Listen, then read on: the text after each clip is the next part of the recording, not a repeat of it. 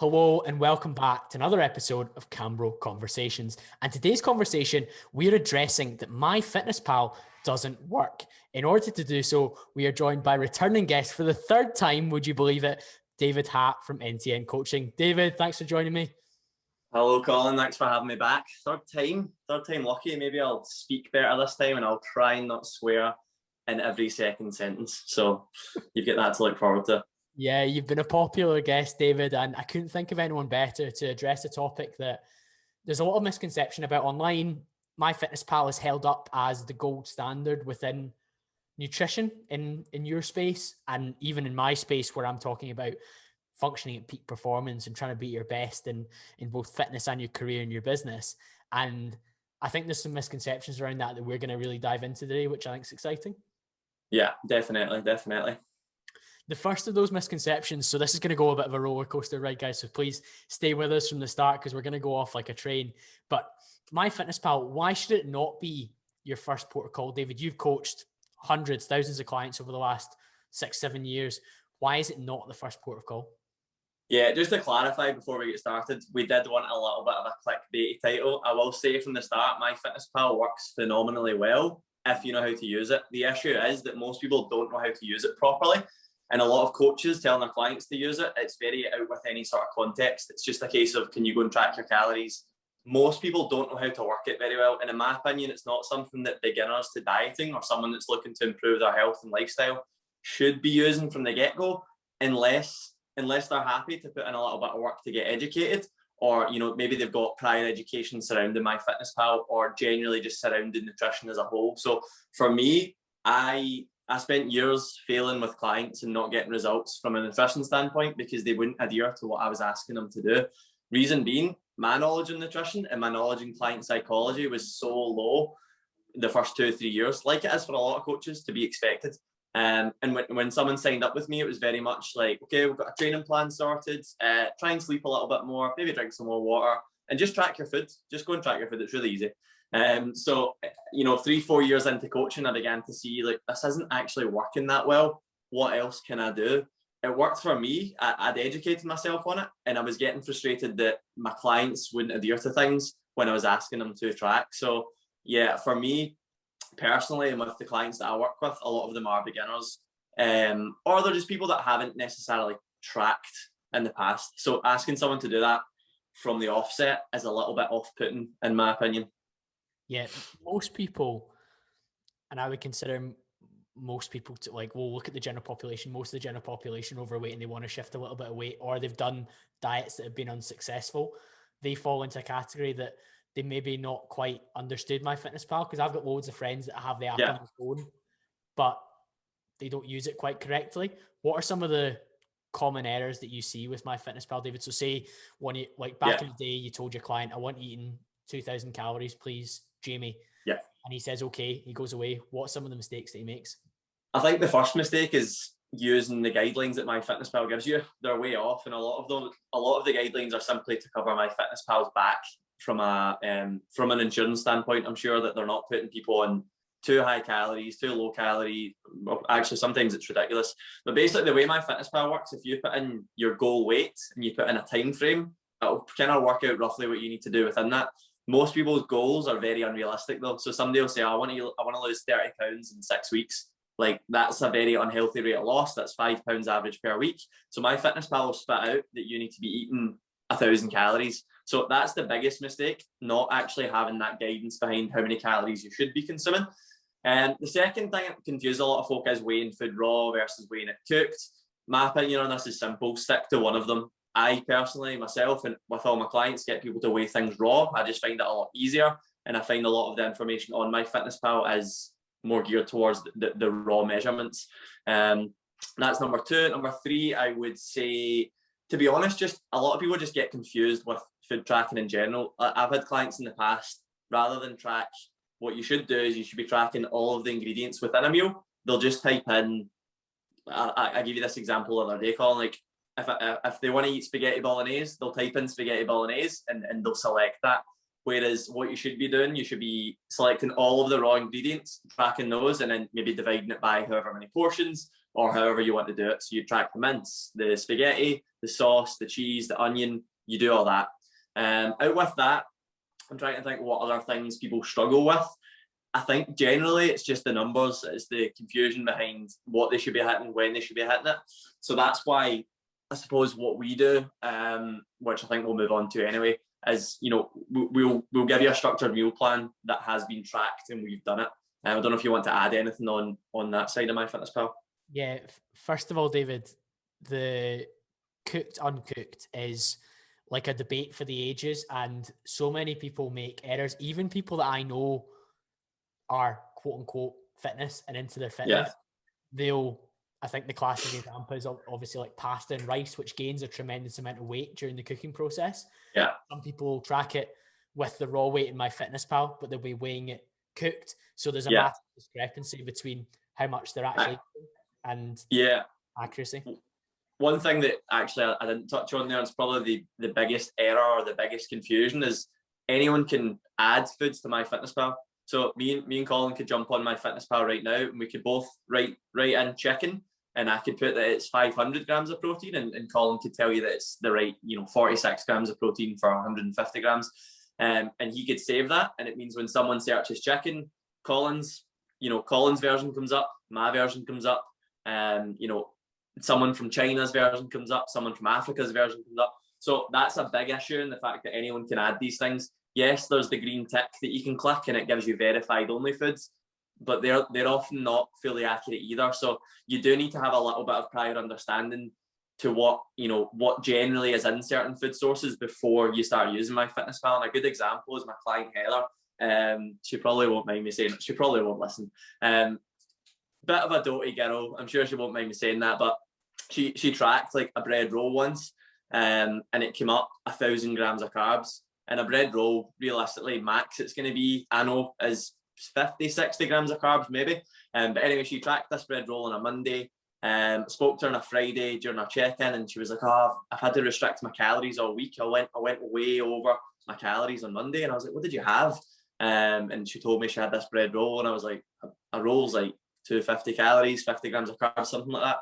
She's like, "Oh no, it said it was 1,000 grams of carbs." Now, 1,000 grams of carbs is 4,000 calories. So of course she was going to be way over her food. So again, this was one of the mistakes I made with clients. I just expected them to have the understanding of, cool, chicken should be roughly this, rice should be roughly this, ice cream roughly these calories, fruit roughly these calories. So unless you've got that little bit of understanding and prior education, then just using MyFitnessPal from the offset becomes very difficult for a lot of people. Before we've even really got into the meat and bones of this topic, David, we've already hopefully addressed some of the ways to not use MyFitnessPal. So you can just do it in reverse. So you can use single sources as a part of your meals. Don't just use the generic stuff. If you can, scan the barcode, but equally sometimes you scan the barcode on your ready meal and the macros are way out of sync or whatever. And I've done stuff before where I've maybe like if I want to track a baked good, for example, we've got cookies in. Sometimes you open it and somebody's done a daft entry like, it's 300 calories and it's a cookie, and fine well it's mostly carbs and fat, but somebody's changed it to be really high protein or whatever because I don't know, maybe they're trying to trick their coach or something. But for me, I think it's really important to, like you say, be aware of what the individual ingredients add up to. But before we even get to that, there are other options. And I think what you do with your clients in this space is an important lesson for anybody, whether they're coached or uncoached, and the structure that you guys bring to the table. And I'm sure there'll be some other coaches out there that hopefully do similar off the back of this or already, that helps clients understand these early stages, whether you're somebody that's a beginner or whether you're somebody that's maybe not seen results from a diet before and you've maybe thought, oh, I've got this tracking game sussed. There's another option, isn't there? Yeah, and that other option is a meal plan. And when you say that, a lot of fitness people might listen to this and cringe, like, meal plan, like, because I did for years. Like, if you go back on my Facebook, Colin knows me from my ranty days when I used to rant about Herbalife and bodybuilders, and I've always been against meal plans, or I always was against meal plans, because I done flexible dieting. Flexible dieting worked for me, therefore it was my holy grail. Now, flexible dieting, if people don't know, it's basically an approach where 80% of your nutrition comes from whole foods, really healthy unprocessed foods, and the remaining 20% comes from fun foods. So a really good way to diet based on the fact that it allows really good adherence to your diet. I'll not go into too much of that, but yeah, I used to be really against meal plans. I was dead set against them. I was like, the only way to get in shape is to track your calories, track your macros. Meal plans are daft. They create eating disorders. They don't give you variety. They're boring. They're not exciting. So when I realized that my method wasn't working with clients and I hated meal plans, I was like, well, what am I going to do here with clients? Like, I need something else. And I basically combined what I done with MyFitnessPal and tracking my own food, what bodybuilder coaches and other coaches sending clients meal plans. And I'll not even get into some of the meal plans I've seen from other coaches. I'm not gonna. They are horrendously, like, they're ridiculous. They're so unrealistic. If it involves 6 ingredients for your full diet, you need to change coach. I'm not even gonna, even if you're a bodybuilder in this day and age, you don't need to stick to 6 ingredients for your diet. It should be varied. So yeah, I met in the middle and I thought, you know what, I use MyFitnessPal, I track, you know, all my food. I'm good at that. I enjoy that.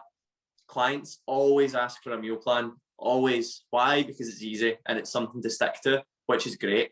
So I was like, well, if I combine my knowledge and tracking, my kind of hatred of meal plans, I suppose, bring them together and create a meal plan or a meal database that, like, basically met both needs. You know, it was hitting their calories, it was hitting their protein properly, but it was incorporating normal foods, and that's exactly what we've done. And the nutrition setup at MTN Coaching, like, I'll blow my own trumpet. I don't think there's much better than what we do. Most coaches won't have as extensive a database as us, and we've had coaches work with us and leave, and I'm sure I can almost guarantee that they now use what we do, or they use a large percentage of what we do, and that's fine. It's great. It works. More people should do it. More coaches should do it, because the adherence level we've got with our clients now is ridiculous, because it's easy to stick to. And that's why I'm so for meal plans now and so against MyFitnessPal for beginners. Now, that's not to say we don't get our clients to track their food in the future. We do. If I was to give you the quick breakdown before I let you jump in, Colin, what we do with clients is we get them to follow a meal plan for between 6 and 12 weeks, depending on their level of understanding. Over that time, they learn quite a lot about portion sizes. They learn quite a lot about food choices, but they also learn about flexibility, and they learn what they can do for the long term. You know, depending on the time frame, we then transition into getting them to track 1, 2, maybe 3 meals, or maybe it's just, you know, track your breakfast this week, stick to the meal plan for lunch and dinner, track your snack this week, stick to the meal plan for these. Then it's a case of, after 12, 13, 14 weeks, cool, you've got the knowledge, you've been using MyFitnessPal, eat whatever you like, hit these numbers that we're giving you, and by that stage, they know how much protein's in chicken, they know how much rice they should be having, they know roughly their pasta portions. So what we do is like a very slow education, rather than bam, go and track your food, or here's a meal plan, stick to it for the rest of your life. We incorporate both of those aspects. Yeah, I think that's why the approach is so popular, and that it's that whole teach a man to fish phrase, and I won't go into the full genesis of that in terms of religious text, but it's important for us to understand that there's a reason I'm eating these things for 6 to 8 weeks, and we'll go into some of the pros of that, but equally it's not something that I'm going to stick to for life. Like you say, it's something that I can progress through. There's education within it. If they really wanted to, they could find out the exact macro breakdown behind every meal, which again, we'll get into how it's structured. Equally, you've said at the start, when people hear meal plan, a lot of people in the fitness industry, myself included, when I was first creating content alongside you, David, we both used to be like, oh, you know, a meal plan's disgraceful, but that's because of the type of meal plan that was there. They're not all equal. It's the same as anything. One coach isn't as good as the other. One insurance broker isn't as good as the other insurance broker. One car salesperson isn't as good as the other car salesperson. There's nuance within every area that you operate. And yeah, I mean, we're not going to throw them under the bus, but some of the meal plans that you and I have seen that people have sent us over DM, be like, does this look right to you? If you are asking that question, you need to be directly having a word with your coach direct in terms of, is this correct? Because one of the phrases I've heard you say before is, when clients think, well, when some people think meal plan, they think plain chicken, boiled rice, maybe some broccoli, a protein shake and some almonds. What they think in your space after time is they think variety, enjoyment, structure.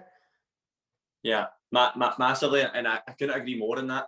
And again, I don't want to throw certain coaches under the bus, but on the most part, bodybuilding coaches will give you a bodybuilding nutrition plan. Now, bodybuilders eat in a very specific way for a very specific goal. And to be honest, bodybuilders have got the best adherence with regards to nutrition because their sole goal is to train, to sleep, and to build as much muscle as possible. To the average person, it's about enjoyment, and enjoyment leads to adherence. The more that you can adhere to something, the better results you'll get. So it all goes round. And yeah, like there's nothing wrong with chicken and rice. A lot of my clients still eat chicken and rice, but you can have flavored rice. You can have chicken with marinade. You can also add vegetables. You can also add cheese. Like that's the problem. People think it needs to be a boiled chicken breast. Also, boiled chicken, there's something wrong with that. I'm not a fan. And that's the thing. Like our clients, their meals are like super normal meals, but we've tracked them for them. They're calorie counted. I could tell you the calories, proteins, fats, carbs, and all of them. And it's normal things like breakfast is going to be, bacon and eggs, bagels. It's going to be scrambled eggs on toast. It's going to be avocado with poached eggs. It's going to be oat bowls. It's going to be yogurt bowls. Lunch is going to be wraps, bagels. Chicken and rice is definitely an option as well. Dinner is normal things. It's spaghetti. It's fajitas. But it's also steak and sweet potato. It's also salmon and rice. Like we do have these more basic options. And again, this isn't a chat about certain food sources or anything like that, but we'll give clients variety. On the most part, you should be eating whole foods, but there's also things in some of my clients' nutrition that is like you would look and go, how the hell's he eating that? And that's often the feedback we get from clients, like, how can I be eating cheese? I'm on a diet. It's like, well, your education behind food's definitely not there if you don't think you can incorporate cheese in a diet. By the way, cheese is great. Cheese is high in protein, it's high in calcium. It's just amazing. I'm on so board yeah, like and a lot of your clients, like you say, they're almost shocked about the foods that are included. This is where we're gonna tackle the perceived cons in later on the episode. So please hang around for that, guys. But you're calling out some of the pros, and straight away, one of them is adherence. A lot of people would say, how can I adhere to a meal plan? And I think what the answer coming through loud and clear from you is the variety of options within that. What does the variety actually look like in terms of numerical terms, David? What do you mean numerical terms? So how many options per meal? How many different options in terms of source? Okay. You're listing off. So yeah, I mean, it depends on the client, to be fair, because a lot of people, I typically find guys need less options, females need more options. Now that's just general. There's obviously a crossover within that. Every time someone signs up, so I'll break it down real simple. And I hope coaches replicate this because it works well. And if you do, amazing. I think everyone in the fitness industry calls people out for copying them. And yes, there is a lot of that in the industry, but if it's going to help more people, I'm happy with that. Essentially what we'll do is figure out our client's calorie intake and protein intake. We don't really look into fats and carbs for a number of reasons I'll not get into, but calories and protein within that, we then break down that into between 3 and 5 meals, depending on how many meals that they want to be eating. And then within that, there's usually between 4 and 6 options. Now, the beauty of this is I've seen a lot of meal plans in the past, and it's here's your Monday meal plan, here's your Tuesday, here's your Wednesday, here's your Thursday. What we do with calories and protein is, let's say your breakfast's 500 calories and 30 grams of protein. You're going to have 5 options within that, and they're all interchangeable. So if you want the same option 5 days a week and something different at the weekend, you can. If you want a different option almost every day, you can. And I think that's what works so well, because asking someone, one, to stick to the same food every single day, it's unrealistic unless, again, you're an athlete, you're a bodybuilder, that's different. But giving them that little bit of variety and giving them that, like, these things are all fine. There's 5, 6 options here, interchange them. And then again, typically after 4 weeks, 6 weeks, sometimes if they want more options, we'll send them more options. If we feel they're at a stage where they can maybe track some of their food, we'll get them doing that. It really does depend on the client. And that's what coaching should be. It shouldn't be, okay, 4 weeks we do this, 4 weeks we do this, 4 weeks we do this. I have got clients that I've worked with for 18 months that are like, can you send me more options? I just want a meal plan. And that's fine. They do understand how to track their food. I don't love that personally. One, because it's more work for me. No, I'm joking. I don't love that because, again, they are having to stick to something, which is one of the cons that we'll probably cover. But if that's what allows them to stick to a fairly healthy lifestyle and they enjoy it, again, enjoyment equals adherence. Adherence equals results. Results equals happy. Well, progress equals happiness, as a wise man once said. And that's true. One of the things around meal plans that I think anyone can see from your portfolio of results is that it generates momentum. Why is that? Because it's easy. because it's easy to follow. You get quick wins, and this is actually something Mark Coles taught me years ago.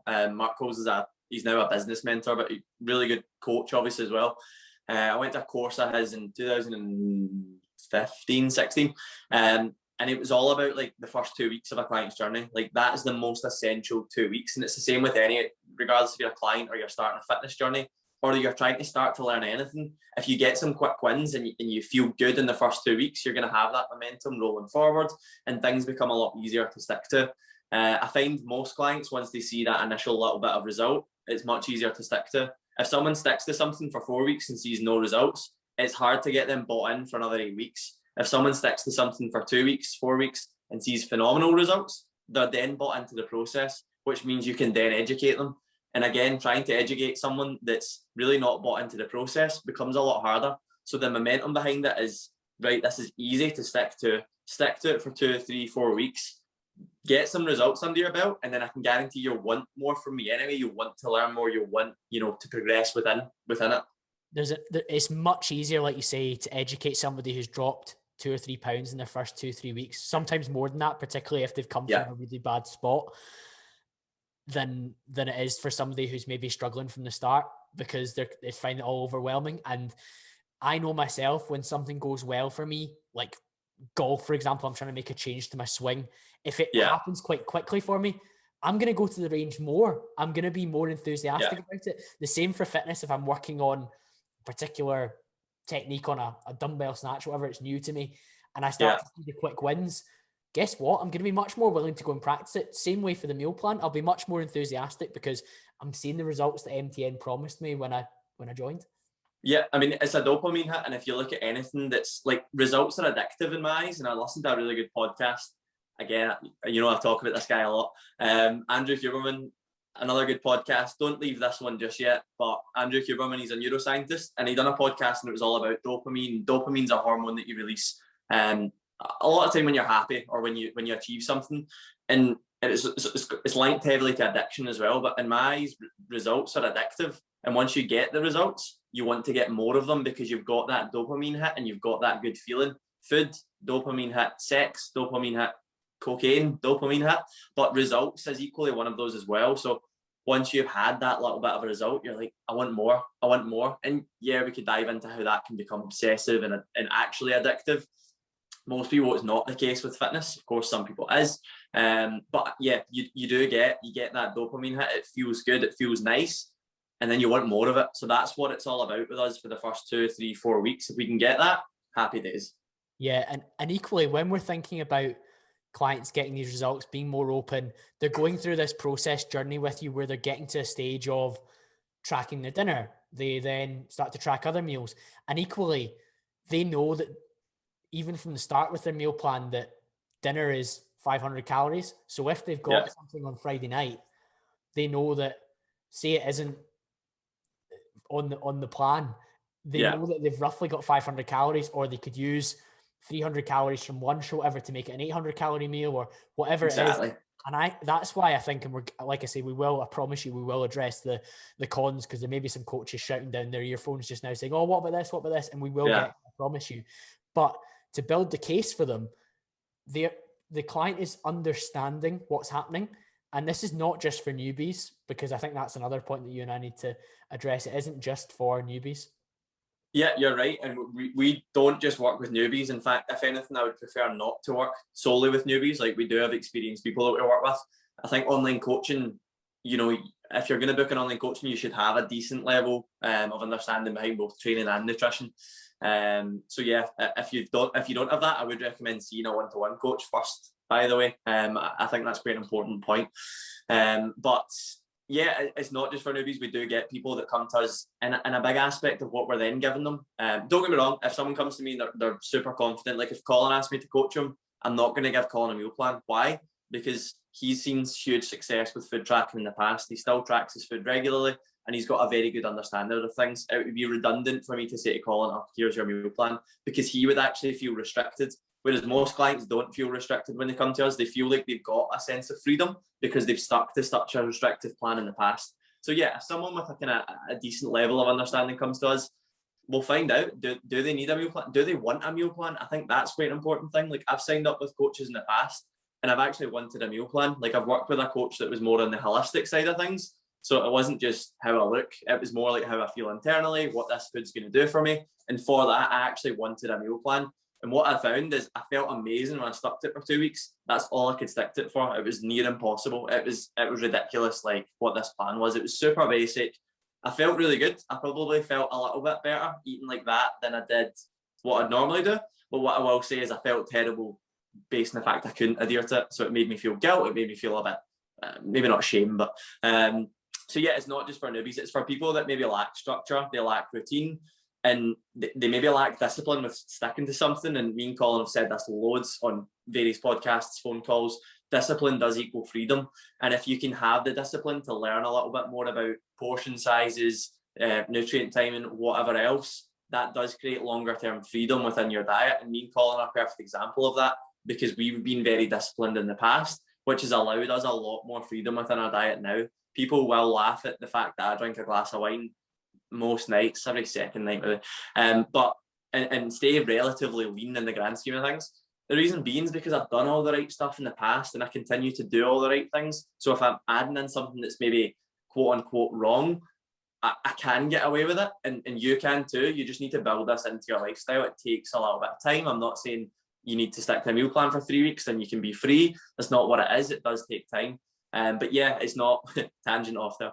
It's not just for newbies. If you're someone that's fairly experienced but you want a little bit of structure and routine, it's really beneficial for that, because we do coach a lot of coaches as well. So yeah, and I think you coach a lot of coaches. You coach some athletes. You've coached professional footballers before, and a lot of them eat off a meal plan because they have access to the same foods. And guess what?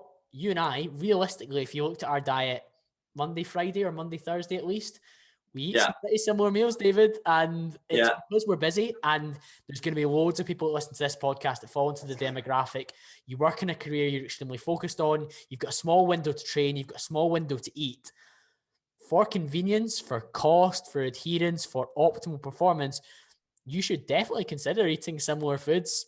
Yeah, and I would definitely say, if anyone's listening to this right now and they're waiting for us to get to the cons, you know, they're champing at the bit because they're so against meal plans, take 30 seconds right now and think about what your diet looks like right now, and on a week-to-week basis. I can guarantee you're following some form of meal plan subconsciously. You will stick to the same breakfasts, you will stick to the same lunches, you will stick to the same dinners.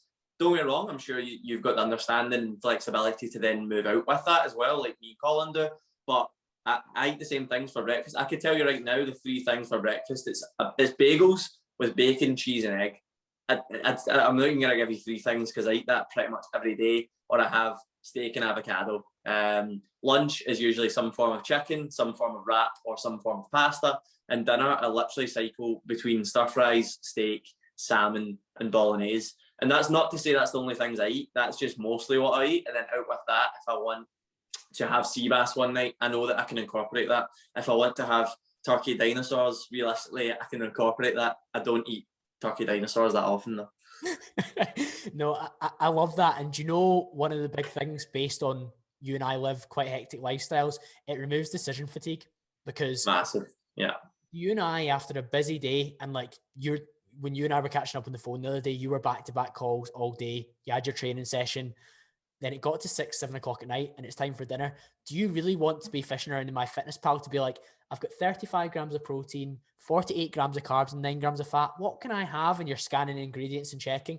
But if you know that if I eat roughly within my structure, I'm going to have bolognese and I'll be within 100 calories of what I'm wanting to do, I'll be within 10 grams of protein, happy days. I think that's a huge point, and that's actually something I missed out on. That decision fatigue is massive, and in any area of your life. And it's you'll hear a lot of these, you know, CEOs of big companies talk about, like Mark Zuckerberg only wears black t-shirts. He looks the exact same, or is it Steve Jobs? I'm thinking actually. They wear the exact same clothes every single day because they don't need to think about it. I think that's oh, hello, back. I think that's a little bit redundant and a bit obsessive, but it removes the thought behind things. And again, that's why I like wearing my uniform, because I just wear it every day. I don't need to think about it. But it's the same with food choices. If you think about, or if you don't need to think about it, it becomes a lot easier. And all these things me and Colin are touching on lead back to adherence. It's all about how easy it is to adhere to your plan. You can have the best, most knowledgeable coach in the world, or not even a coach. You can be super educated, but if you can't stick to it, it's pretty pointless. Like, I would much rather someone stuck to something fairly closely for 6 months rather than they stuck to something to the letter for 2 weeks and then realized it was too hard. And that's, again, what I was like with the coach that I worked with in the past. So, yeah.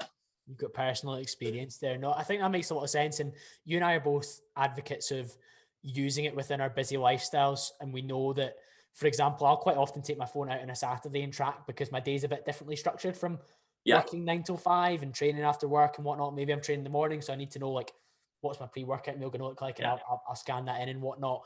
But equally, a lot of those meals that I have on a Saturday, they're similarly constituted. They're just at different times, and maybe I'll get to later on in the day and I'll know, all right, okay, I need to have some extra protein, or maybe I've got some carbs left over, so I can have some more food.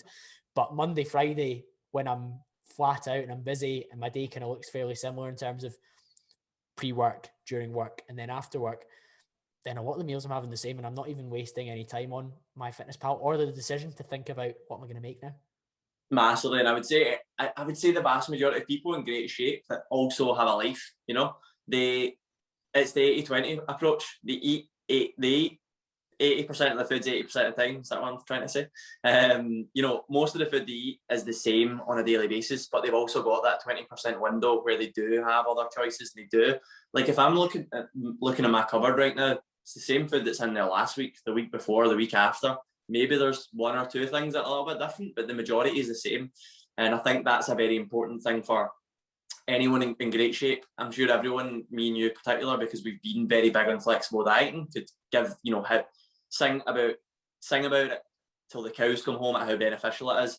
But you find flexible dieting is great, but you eat the same stuff anyway. You're actually usually not being that flexible. You are sticking to the same stuff because it's easy, because it's enjoyable, and because it takes out the thought process. You can go the other way as well. I remember, and I've seen what you ate back in the 5,000 calorie days when you were trying to gain for that period when we first met. Yeah. It was, I would sometimes be like, oh, what shit can I fit into my diet in order to like hit these calories, especially as they got higher, because, as you say, discipline equals freedom. Because you eat fairly similar, you build a decent amount of muscle, you have some good habits around your movement and your training, you end up on some higher numbers. And I remember like scanning in stuff and being like, oh, well, I could have this bowl of oats with blueberries and honey, or I could have this whole tub of Halo Top ice cream with a Twix in the top.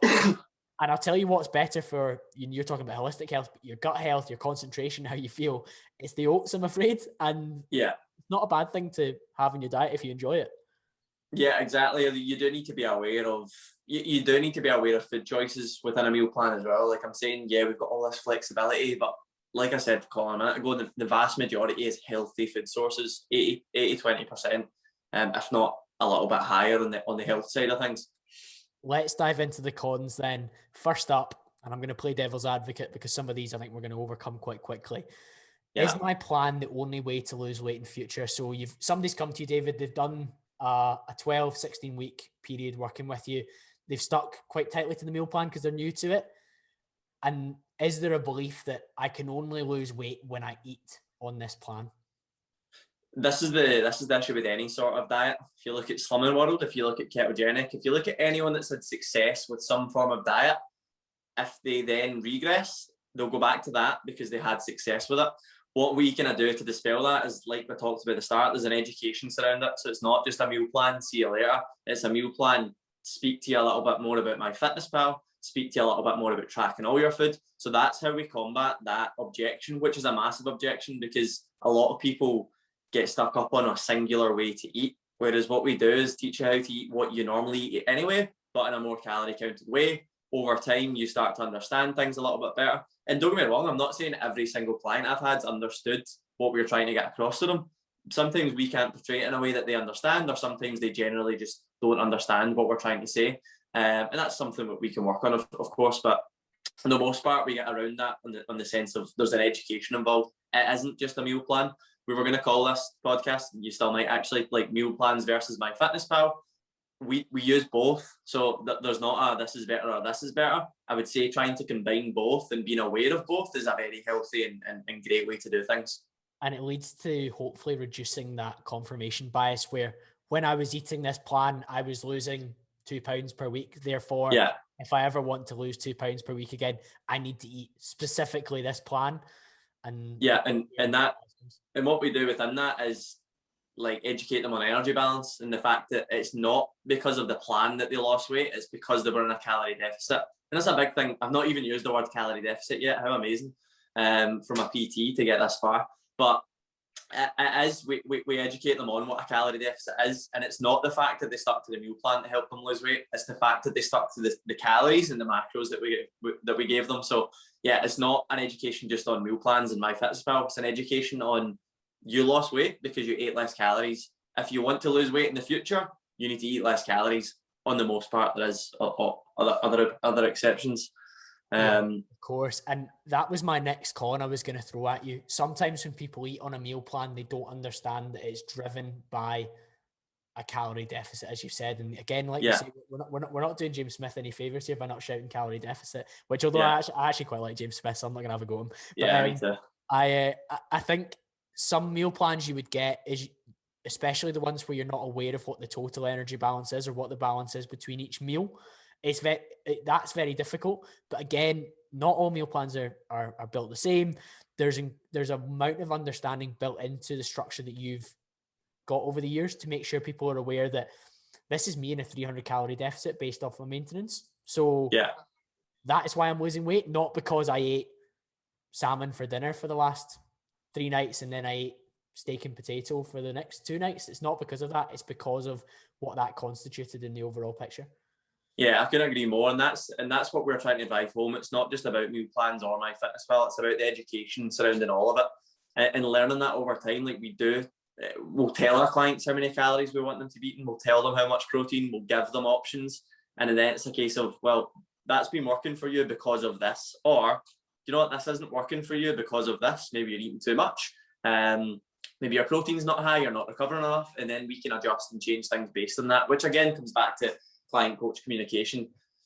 Yeah, there's also an accusation that it builds a poor relationship with food because perhaps if I've got a particular food source, normally a carb source or a fat source that's not on my plan, kind of associate that with being bad in inverted commas. And we actually get that question to us. Can I have, is a question we get, and I hate when clients ask it. Not anything against the client. It's usually down to us. We need to explain things to them, but it means that they're not of that level of education yet, and we need to educate them. If someone's asking, can I have, it's a case of they don't know how to fit that within their diet, and it's usually within the first 2 or 3 weeks of something. And often it's maybe we've got a chicken bagel for lunch, for example, and a client says, I've not got bagels, can I have a pita bread instead? So it's mostly about, well, I said I hate it, I don't, because it's a chance to educate the client. When they say that, it's a case of, well, yes, because they're pretty much the same calories, or no, because they're completely different calories. Like if I put it was just steak and vegetables in someone's plan, and someone messaged me saying, oh, I've got no vegetables in, but I've got potatoes, can I have potatoes? It might be a case of no, but here's why right now. Or yes, you can, but you need to then take back calories somewhere else. So again, I think it can create a very unhealthy relationship with food if your coach, you're asking your coach, can I have this, can I have that? And they just say no. There needs to be a no, but you can do this, or no, here's why. Again, it's education. It's giving them that little bit more. And I think a lot of the coaches that might watch this and think, oh, like meal plans, that's daft. They'll be the ones that are just saying no, and that's it, just no. So it's like, well, say no, but tell them why, or say no and give them how they can do it. So it's education surrounding all of this. Yeah, and people deserve to know nowadays. And like I say, it can be a bit embarrassing if coaches throw shade, because chances are one of their clients has probably DM'd me with a meal plan. I'm not even a PT, but that's sometimes what happens in the Scottish fitness industry, unfortunately. But the other kind of criticism, and it links into relationship with food, is the on-off switch. So we've all heard people say, I'm off plan this weekend. I'm on plan next week from Monday or whatever it is. Why do you think meal plans sometimes lead to that idea of on-off, and how do you counter that? I wouldn't have said that's meal plans. I would say that's just client psychology. If you're getting someone to track their food and they say I'm off plan, they're off tracking their food. If someone's in a meal plan and they tell you they're off plan, they're off track, they're off sticking to their meal plan.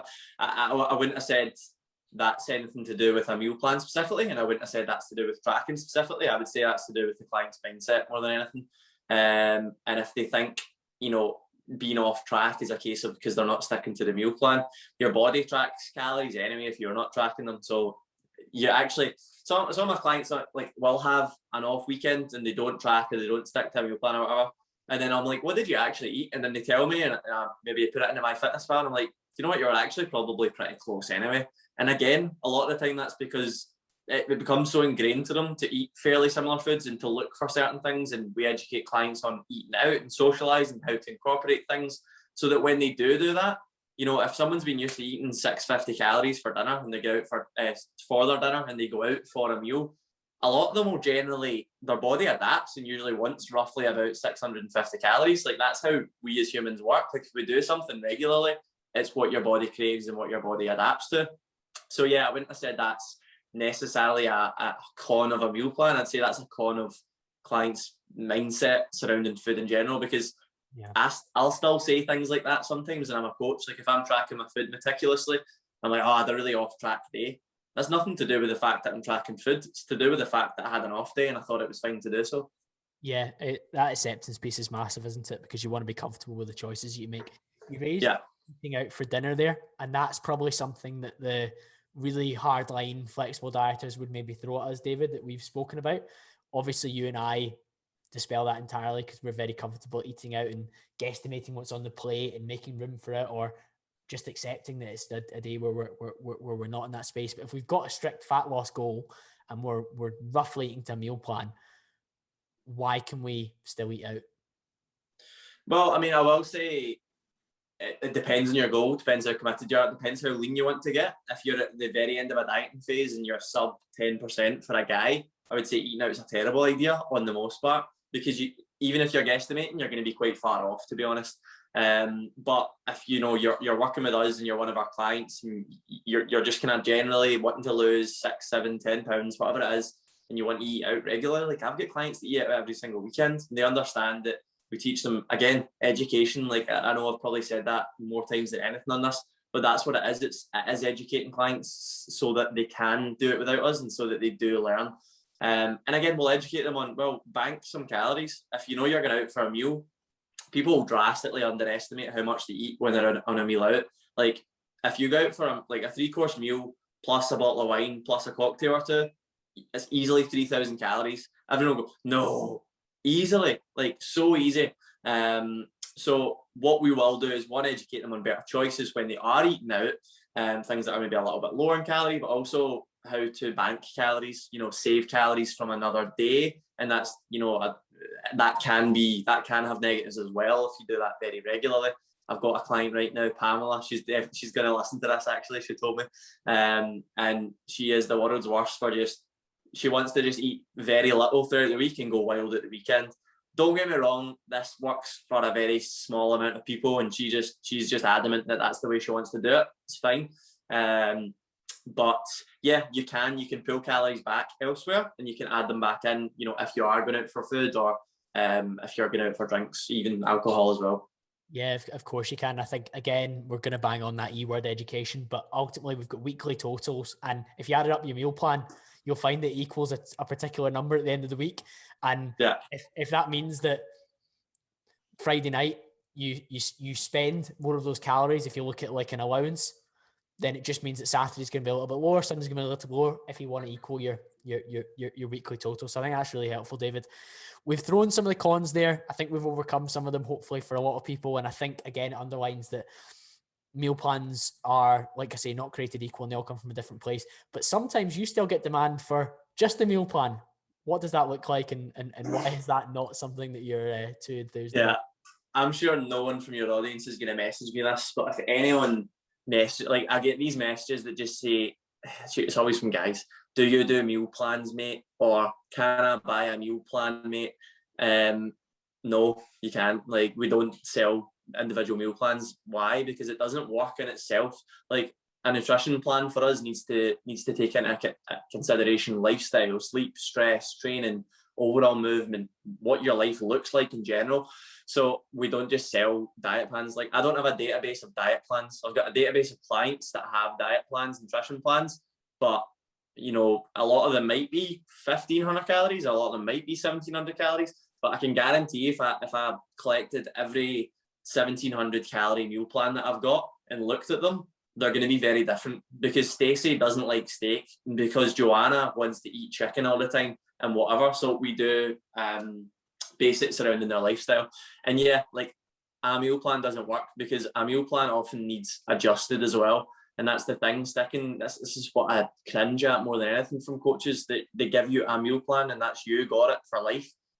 It needs adjusted. If I put Stacey on 1,800 calories and she's not dropping fat, and she should be, I'm going to probably drop her calories to 1,600. Therefore, I need to send her a new plan. This is why just buying a meal plan doesn't work, guys. So if you're thinking, oh, I've seen this guy that just sells meal plans, unless it's nutrition coaching and you're getting things adjusted and changed on a weekly or monthly basis at least, don't buy it. Like, it's going to be a waste. And you might say, oh no, but like, he's got all these results. More often than not, it's because they put you in a crazy calorie deficit. For females, it's pretty much always 1,200 calories. For males, it's almost always 1,800 calories. And that's you going stick to that for 6 weeks. If the vast majority of females that I coach stuck to 1,200 for 6 weeks, they would drop fat. If the vast majority of guys I know stuck to 1,800 calories for 6 weeks, they would drop fat. And again, it's not because of the meal plan, it's because they're in a huge calorie deficit. So that was a rant there, sorry. I don't sell meal plans in itself, and coaches shouldn't do this either. Most coaches aren't qualified to actually provide nutrition advice. I'll say that as well. You do need to have some form of qualification. You can give advice, but you actually can't prescribe an eating plan for someone. You shouldn't be doing that, to be honest. Yeah, I think you've nailed that there, David. And I think it would be a very easy way for you to add an extra revenue stream, because like you say, you've got the data there to do it, but you don't actually have the adjustable nature to do that unless there's somebody that's a recurring client. A one-off meal plan and then never speaking to Bob again until he messages you again to be like, yeah, oh mate, that's me finished my meal plan. That's all you're getting there. Yeah, I mean, it just doesn't work. You need one, like our health and lifestyle questionnaire, clients will laugh at how long it is. Like, it is fairly extensive, and there's a reason for it. We need to find out what your life looks like, what your nutrition habits look like, what your training looks like. Because simply taking someone's height, weight, and goal into consideration doesn't work. And again, that's why MyFitnessPal guidelines don't work. That's a similar premise. They're not looking at the bigger picture. They're not seeing that you've got a really bad relationship with food already. They're not seeing that you want to socialize every weekend and try and incorporate that. They're not seeing your food choices that you normally eat, because again, that's something that we do very well. Like, I'll just ask someone, give me 4 things that you normally eat, and then I'll give them that within their nutrition plan, but I've just calculated the numbers for them and I've told them to weigh things a little bit more. So it's not going from 0 to 100 and going from eating McDonald's, KFC and all these foods every weekend to a chicken and rice diet plan. We'll meet you in the middle somewhere. And again, that's, by the way, this is not a sales pitch. Like, 1, because I don't sell meal plans, and 2, because we are really busy right now, but this isn't a sales pitch to come and get you to work with us in a nutrition standpoint. If you are interested, of course, you can message us for any sort of advice on this. But yeah, like, meal plans can work very well if they are set up in a specific way. Equally, they can be terrible, they can be awful. But anyone that's thinking like, how does that actually work? That can't work. Like, meal plans are bad.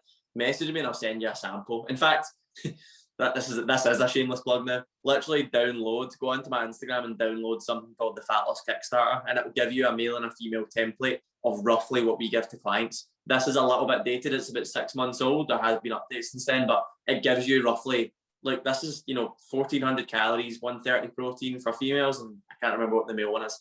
But it literally shows you a better example of a meal plan that you could then even take things from. You could build it into your own life, and you could use that.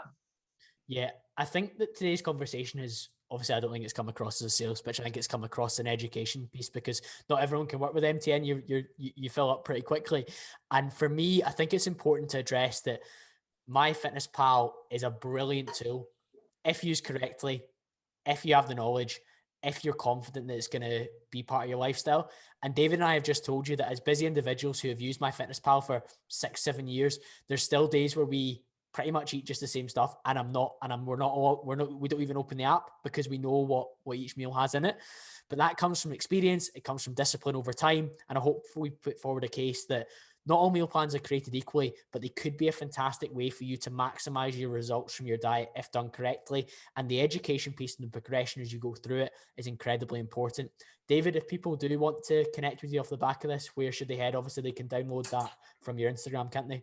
Yeah, Instagram handle is just MTN_coaching, and that's MTN, not M. A lot of people say MTN. MTN_coaching, or just my own personal Instagram, which is just DHatt_MTN. Alternatively, website mtncoaching.com. You can inquire to work with us directly if you're interested in having a little bit of structure. Even if you're experienced and you feel, do you know what, I think I actually need that structure.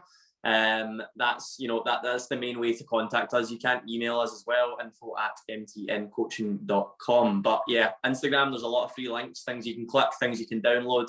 Hopefully provide you a little bit, like, even further understanding. And again, if you want even more, then you can work with us directly at some point. Perfect, David. All of that will be linked in the show notes below. Thank you so much for joining us again, guys.